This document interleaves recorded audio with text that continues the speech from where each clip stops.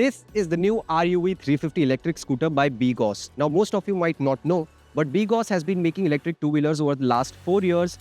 During the last financial year, they stood at 7th position in terms of brand-wise sales chart with a market share of 2%. They have presence in close to 9 to 10 states across India with close to 120 dealerships. Now, RUV 350 is their newest product in which they have a lot of hopes. They have been making a couple of different two-wheelers over the last 4 years, but this is, they say, is a unique combination of utility, comfort, and tech. On the face of it, the RUV 350 might look identical to the Bgauss D15, which has recently been discontinued. But apart from the body panels, the company says everything else is new, including the battery pack, the motor, and the chassis. Now, what we are doing today is we are riding the RUV 350 for a brief amount of time around the company's factory, which is, as you can see, is a nicely laid tarmac around a closed course. So, and it's a brief stint, so we won't be able to tell you the real world factors like battery range and ride quality. But through the course of this video, what we'll try to do is we'll tell you where this is positioned in terms of overall riding experience as compared to the big players like the Ather 450X or the Ola S1. So let's get going.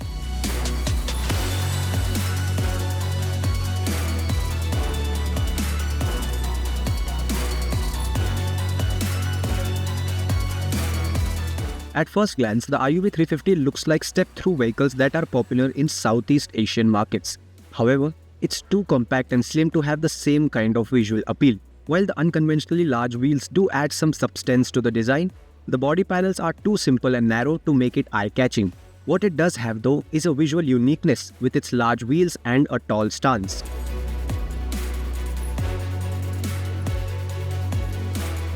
While the design of the scooter is quite distinctive, I'm not a big fan of the overall quality because if you see the plastic cladding around the TFT screen, it doesn't exude premiumness. Neither the switches do because they lack tactility, and the quality of plastic that has been used for switches is not great.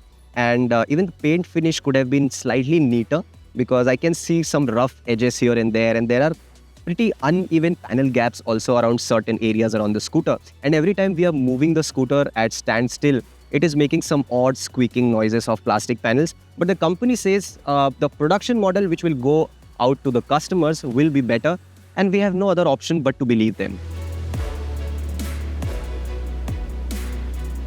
In terms of features, it includes a 5-inch TFT screen with standard features like smartphone connectivity, turn-by-turn navigation, call notification, multiple themes, document storage, and ride statistics. This display has been made in-house by Bgauss. Although navigating through different screens is easy, the layout and user interface don't really feel premium and intuitive. Plus, some features weren't active during our time with the scooter. Other features include cruise mode, hill hold, reverse mode, and regenerative braking. It weighs 122 kg and sports metal body panels.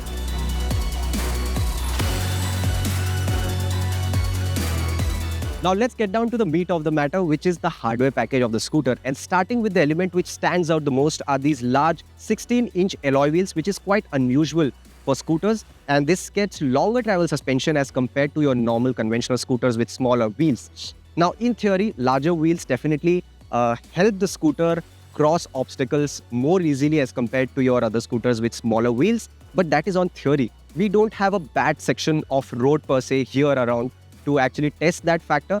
And apart from that, it gets drum brakes at both ends, which was a little bit of downer for me initially, but the company says there is a front disc variant coming soon.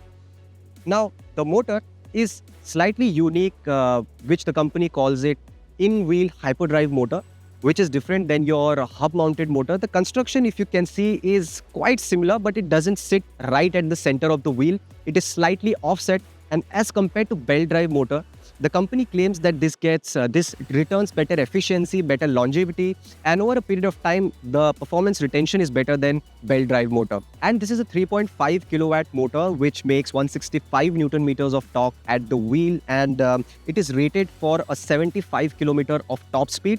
Gets 3 riding modes, and the top speed differs as you go through the riding modes. The battery pack is a 3 kilowatt hour unit. It has lithium LFP cells, and it is claimed to deliver a real-world range of 120 kilometers, which in our opinion is pretty decent. ARAI approved range is more than that. But since I said that this is a closed course and we have a very brief amount of time with the scooter, so we can't really test the range of the scooter. And company also during the presentation showed us different diagrams showing how they have designed the entire body work or the entire geometry of the scooter to deliver good cooling efficiency for the motor as well as the battery. Now, how does this overall package transfer or convert in terms of riding experience? Let's find out. Owing to the seat height of 785 mm, getting on the RUV 350 is easy and it seats you in a natural and upright riding position. The footboard isn't too high, nor is the handlebar too close. However, the moment you stop and place your feet on the ground, you realize the seat doesn't taper enough at the front, which feels uncomfortable for the inseam. However, you get used to it over time. Now, roll off the line and the RUV comes across as a decently quick scooter. It picks up pace briskly and the progress to 50 kmph of speed is smooth and sprightly. Even the throttle response is quite linear and predictable. However, beyond 50 kmph, a strange buzz suddenly creeps in, taking you by surprise. Beyond 60 kmph, it feels like every body panel is vibrating and the acceleration tapers off drastically. Despite a claimed top speed of 75 kmph, the scooter struggled to cross 70 kmph. One of the company representatives assured us that the vibration issue will be ironed out in the final product. The brakes delivered a similarly underwhelming performance with an extremely soft bite at both ends. Even the lever lagged feels significantly and demanded a lot of effort to function. Although we couldn't test the ride quality thoroughly due to the absence of broken roads around the facility, going over small rumblers and speed bumps revealed that the suspension is tuned to be on the stiffer side. You feel violent kick at the back if you don't slow down enough.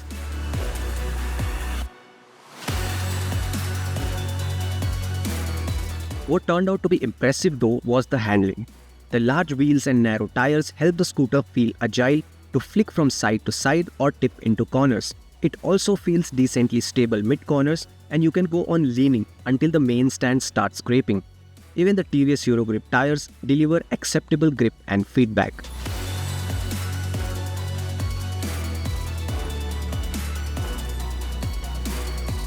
So we are done with our brief stint with the Bgauss RUV 350, and I must say, while it impressed us on certain fronts, it left us a bit disappointed in certain areas. Now, as you can see, the styling is distinctive and it will actually stand out on the road.